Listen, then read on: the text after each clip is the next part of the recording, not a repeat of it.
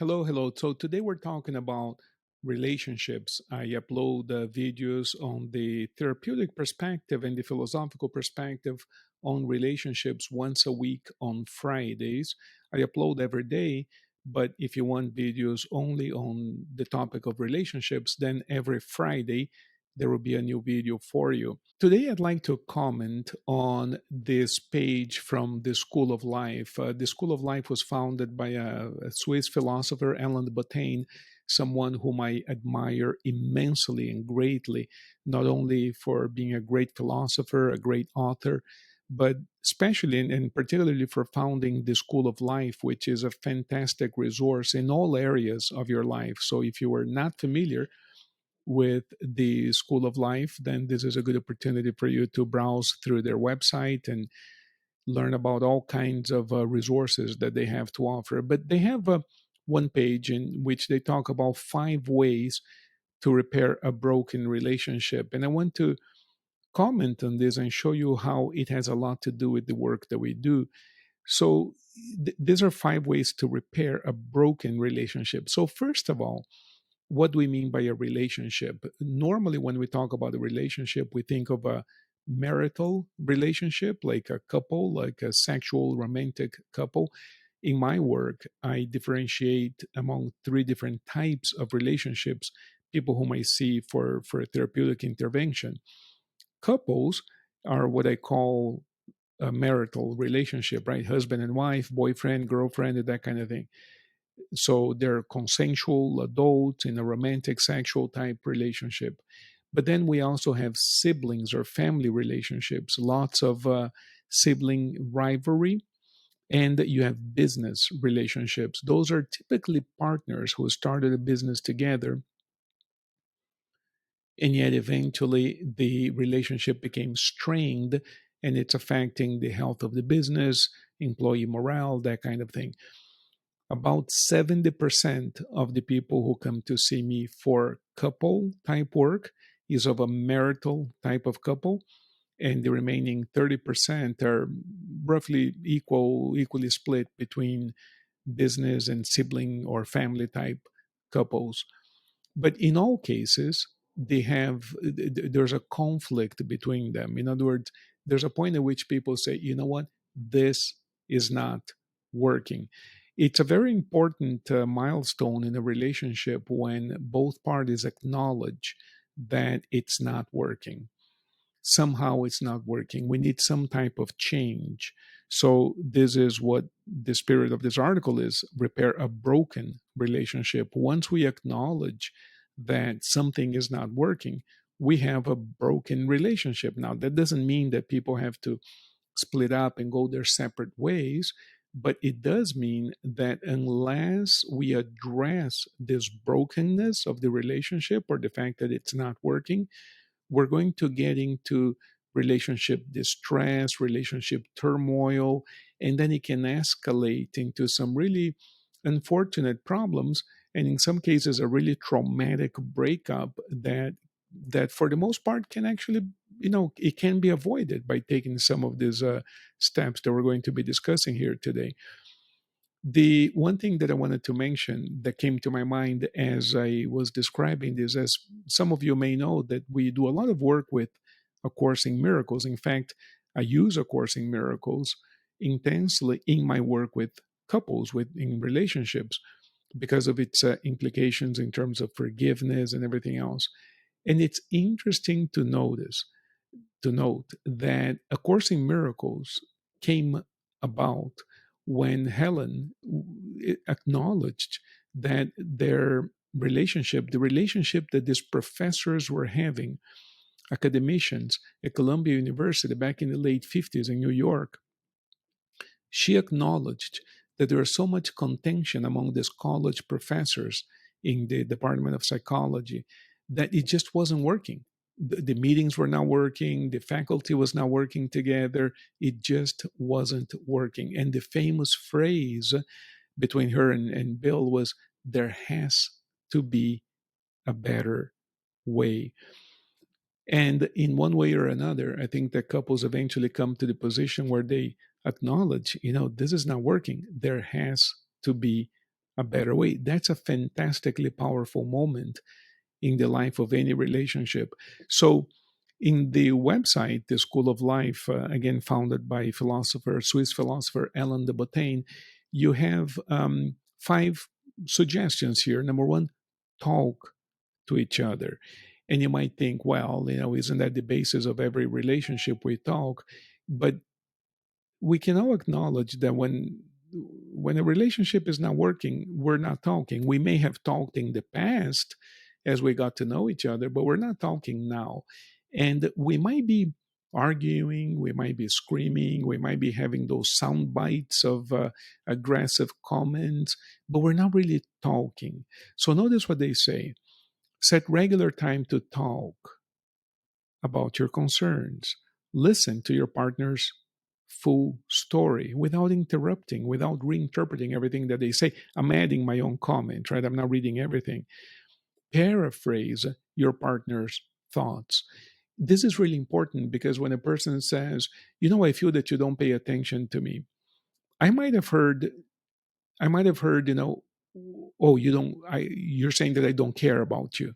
You see, those are very different things. And so when I repeat what I understood and I say, wait, I heard you say that I'm not paying attention to you. Is this how you feel? Is this what you're saying? So when I paraphrase and repeat, I decrease the opportunity for misunderstandings and for errors in interpretation to take place. So empathize with your partner's feelings. Oh, I'm sorry that you feel neglected. I don't mean to neglect you. I'm so sorry that this is happening, right? So empathy. Take your turn. What? Take your turn. So this is typical in relationship distress. We interrupt each other, we scream, whatever. No. So no, no, no. Listen fully. Let the person express their thoughts, even if they're agitated. And then when it's your turn to talk, then express your thoughts fully and use tools for guidance. So there are a number of tools that we discuss. But talking to each other, this is what I call dialogue. And the word dialogue from the Greek, dialogos, reaching a higher truth. We think of this as being obvious. Oh, just talk it out, communicate, and you solve the problem. It isn't so obvious for millions of people who are in relationship distress. So when a couple comes in to see me for relationship issues, of course we're going to emphasize communication and talking, but we're going to use hypnosis to eliminate or decrease or improve upon all of the different triggers that would prevent me from doing all of these things. And this is just number one. There are five of them. So talk to each other. So, for instance, whether I'm unconsciously avoiding my partner or not, I may not have a regular time to talk. I may not ever have the time. So I'm always busy running in and out, and maybe unconsciously I'm avoiding that conversation with my partner or not. So with proper hypnotherapy, we can address that. How come you're not setting regular time to invest in your relationship? Is this important to you? We can address that. Well, maybe I'm afraid that if we sit down to talk, she's going to break up with me. So I'm avoiding, as an example, right? So we have to address that. Okay, let's deal with that fear. Why so much fear? Why are you avoiding? And on and on and on. So listen, I may not be able to listen because every time she starts talking, perhaps I get angry, perhaps I get sad, perhaps I interrupt. I don't ever want her to get to her point. And so I'm unable to listen. And by the way, the same thing may happen with your partner. So it goes both ways. This is why we say in hypnotherapy for couples that there are no relationship problems, there are personal problems that affect the relationship. And so when I see a couple, I do couple sessions where we discuss what the issues are, but we also do mostly individual sessions where we clear up some of the things that we're discussing. It isn't that we get hypnosis and somehow I'm in love with you forever, everything is. No, no, no, no. It's that we use the hypnosis to be able to implement the very techniques that philosophers, therapists, researchers, psychologists already have learned over eons that contribute to a better relationship. Because When you watch a couple falling in love or two business partners creating a business idea or a business venture, they do talk, they do make time for each other, they do have dates or meetings about the venture or about the new relationship. In other words, we do all of these things when we are in the upswing of that relationship. And eventually, when turmoil sets in, then suddenly all of these things that we did in the beginning become difficult. But the point I'm making is that we know what works, we know what makes for a good relationship. And we all know that because we've done all of those things in order to build the relationship to begin with. It is just that in some instances in our lives, doing those very same things that worked so well at one point become nearly impossible. For instance, listening, right? Take my turn is very it goes hand in hand with listen to my partners, right? So the second suggestion and the following one, listen and take my turn to talk, it's so obvious, right? And when you're meeting somebody, I think most of us do that, or else it would be very difficult to form the relationship. But when we're in distress, oh man, every time he begins to talk, every time she begins to talk, it triggers so many memories. Maybe we're going to have to discuss that affair you had, or that I had, or what, right? These are examples. And so we begin to unconsciously or consciously, I don't know, disrupt the dialogue. And so we never get anywhere. Well, when we do hypnotherapy, we address all of these issues from a deep unconscious, subconscious perspective so that we can fix all of these things and then be able to talk to each other.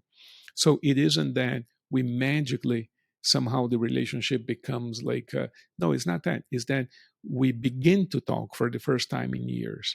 And the talking, true dialogue promotes the improvement in the relationship. Then talk to others.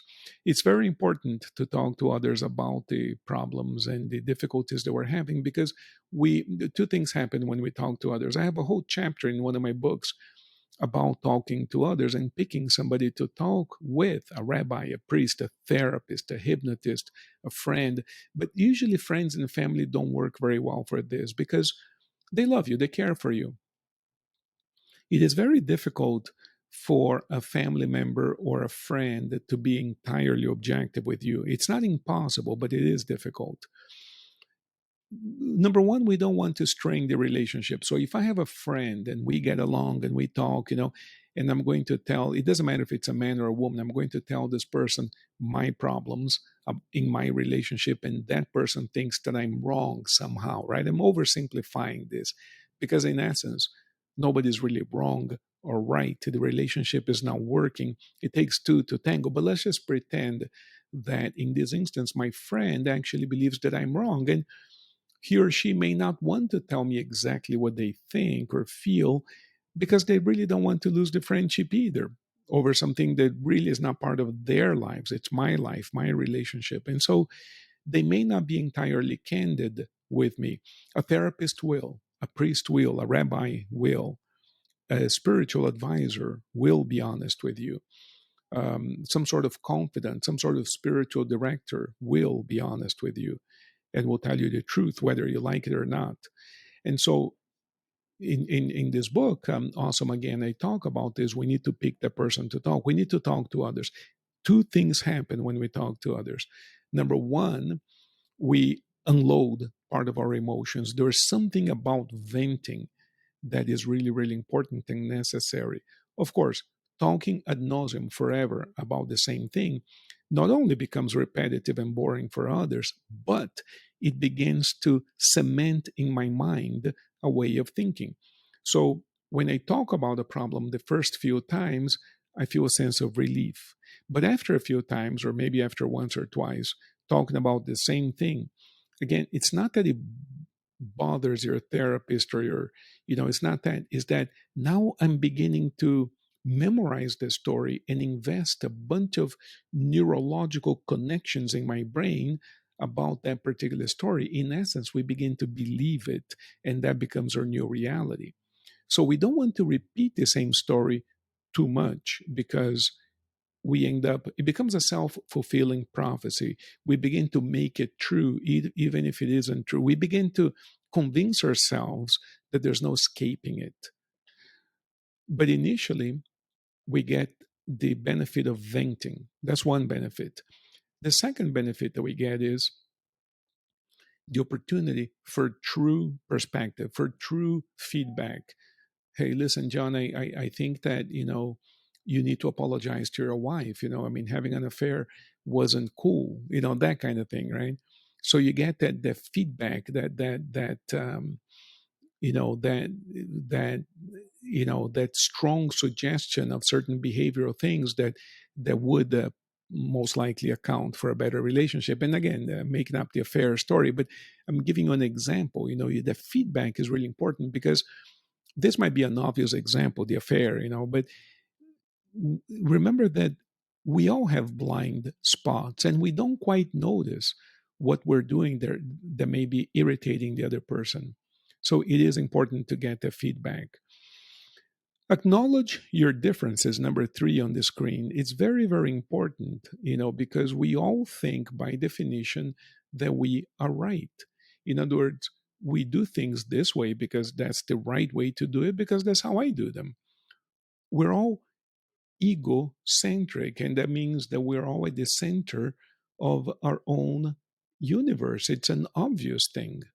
We in other words, of course, I see the world from my perspective. I look out into the world from behind my eyes out into the world, right? And so it's a natural tendency to believe that the way I live my life is quote unquote the right way to live my life. So when we get into a relationship with someone, initially, let's talk about like marital type relationships, right? Initially, the chemistry, the excitement of getting to know each other clouds that, and we're really good at, we're feeling in love, and the feeling of being in love causes my ego boundaries to be dissolved. And so everything goes, oh, honey, my house is your house, my thing is your thing, my this is my dad, whatever. And we're just one, and you and I are the same thing, and, whatever. There are no boundaries because we're in love. The ego doesn't like that very much. The ego loves boundaries. So, in parentheses, it's really interesting because there are a ton of videos on the internet teaching people how to establish boundaries. So, from a spiritual point of view, we we talk a lot about in advanced classes about dissolving boundaries. So it's an interesting apparent contradiction there. But we need to be able to enforce and established and enforce boundaries before we can actually dissolve the boundary. So that's a topic for a different video. We'll get there. But yeah, in the beginning, those ego boundaries are dissolved, and that's what accounts for that feeling of heart expansion, and that we are in love and we're one and we're soulmates and that kind of thing. But because the ego rebels against that state, we eventually want to enforce boundaries. Wait, why are you touching my remote control? Why are you doing this? Why are you doing that? Suddenly, my way of doing things is the only right way to do things. And you notice this when, like when a couple is driving in a car, perhaps the passenger, the one driving shotgun, the one riding shotgun might be saying, no, turn here, no, go there, park here, that kind of thing, because that's where they would have parked. And there's nothing wrong. And there isn't much of a difference between parking here versus parking there. We're going to the mall. If I park here, if I park there, not a big deal. And why would I choose to park here versus parking there when it's essentially irrelevant, right? But notice that we have two different ideas about where to park. Instinctively, if you're driving, you might park here. Instinctively, if I'm driving, I might park over here. There's really no difference, but there's a compulsion within us to direct the other person. And when we say, just park here, it's because that's where I would have parked. But my willingness to communicate where I would park also, in a very subtle way, indicates that your choice, if you're driving, of where to park is not quite as correct or quite as good as my choice. And so we begin to we begin to enforce those little differences little by little. When we're first in love, in the first date, oh, it doesn't matter where you park. I love to walk 10 miles, because you like to park far away. Oh, everything's so beautiful. I love being with you. But as we begin to reestablish those ego boundaries, suddenly, why would you park here? Can't you just park over there? And that's just one example that you might find silly or applicable or non applicable, but it begins to build up. I don't wash dishes that way. That's not the right way to wash dishes, you know, uh, and on and on and on, right? So there's something really powerful about acknowledging differences. Look, John, I realize you like to park as close to the door of the mall as possible because you don't like to walk, but I actually enjoy walking and I get some exercise out of walking. So let's just do this. Look, when you drive, we park as close as possible. When I drive, we park as far away as possible and you enjoy the walk with me. How about that? Okay, so we acknowledge that we have different preferences and therefore we're different, or I should say we are different, therefore we have different preferences, and we learn to communicate about those differences and we celebrate them.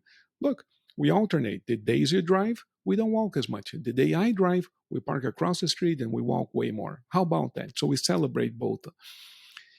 And number 4 and 5 are very similar, educating ourselves and considering going back to school, because education opens up our minds. The first thing that we need in order to get an education of any type at any level, doesn't matter how many degrees you have, to go get an education, to go back to school in any way, shape, or form. Because going back to school could be to take online courses. It could be, in other words, any type of education. The first thing that it requires is the acknowledgement that I don't know it all. And it forces me to open my mind.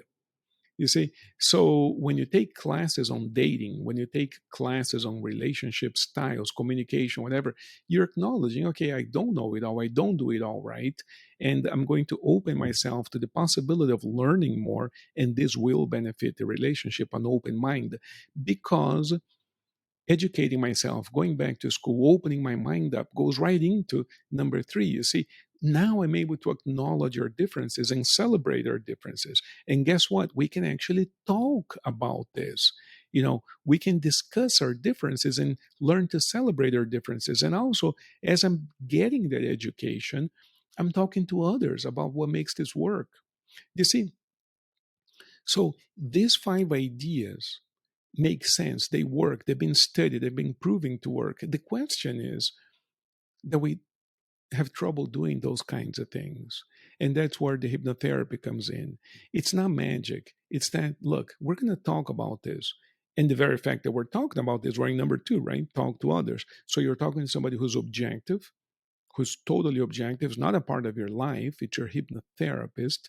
The person is not a part of your life. They're not picking sides. They're not, you know, so we begin there. We begin to open up our minds a little. We begin to discuss our differences and celebrate our differences.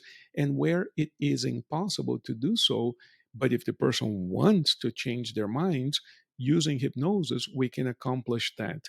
So again, people sometimes ask me, yeah, but my husband and I are having trouble. My wife and I are having trouble. You mean to tell me that, if I get hypnotized, everything will be, my wife will change? This is a typical question. The problem is my wife. You mean to tell me that if I get hypnotized, my wife will change? This is typical. Or the problem is my husband. The problem is my wife, that kind of thing. And I always tell a couple, look, it doesn't matter whose fault you think it is or who you think has the problem. If you recognize a problem in your relationship and you are ready to get started changing, we start with you. If your husband or wife is not ready to get started, we start with you. And I say this all the time. The other party always says, oh, I don't know what you're doing, but it's working. So again, if I begin to change and it improves my relationship, it doesn't mean that my partner is perfect, but it starts with me. If I'm not willing to change, how can I expect my partner to change, right? So we begin to address what belongs to us through therapy, through hypnosis. In other words, if I recognize that my wife is going nuts about me leaving a mess in the kitchen. And you know what? I, Again, this is just an example. I leave a mess in the kitchen because that's how I grew up. We had three maids at my house when I was a kid. I never had to wash a dish. I never cared. In fact, when I grew up, it was considered to be somehow beneath me to wash dishes. That's what the maids were for. So nowadays, I don't know why, but I just leave the dishes there, hoping that somebody else will do it. Because if I have to wash the dishes, I believe that that's somehow inappropriate, is beneath me somehow. You know, Again, I'm making up this example, but what happens is I recognize that, and this is creating a problem for my wife. So when I go talk to my hypnotist, I say, listen, I don't know why, but she's always complaining that I don't do the dishes. My hypnotist will undoubtedly ask me, do you wash the dishes after yourself? No, John, I really don't. I just leave everything there because that's how I grew up. Okay, it's time to change the habit. Go wash the dishes. I come back 3 days later and I say, I try to, but I can't. I feel silly washing dishes. Okay. Do you want to? Yes, to the extent that it would help my wife. Of course, I want to. All right. Then now we use hypnosis to address why something as simple as washing dishes is such a big problem for you. And we fix that. It's not that this guy is going to go back home and do nothing but wash dishes all day. But at least he'll wash after himself, and this will decrease the stress that he was putting on his wife. Do you see what I'm saying? Okay, so again, this might be a small thing or a big thing, I don't know, but we do enough of those little changes, your partner will notice, wow, you're different. It's easier to live with you now. You begin to rekindle that love. Suddenly we're talking. Suddenly we're acknowledging our differences. Suddenly we're having dates. You see, and this is how we fix the relationship, by fixing ourselves. Well, I hope you're getting value out of these videos. It takes a lot of energy to produce them, and I hope you're getting value out of them. So if you're here at this stage of the video, it's because you're getting some type of value. I'd like to ask you to subscribe to the channel, liking the video, and sharing this with other couples, because the perspective that I present in these videos was developed over 25 years of doing therapy with thousands of people, and it has been shown to produce great results for people. So sometimes a great way to help somebody is to share some information with them. I would really, really appreciate if you just share the video with the people whom may appreciate this. And sometimes we don't know who might appreciate. So share with your whole list, your whole contact list, because you never know who this will be beneficial to. So thank you very much. Mega blessings to all of you. And as always, if you have any questions, if you go to the website, flaviolife.com, you can contact me right through the website, and we can discuss whatever is happening in your life. We'll be very happy to be a part of the solution and of your great future. Thank you, and mega blessings to all of you.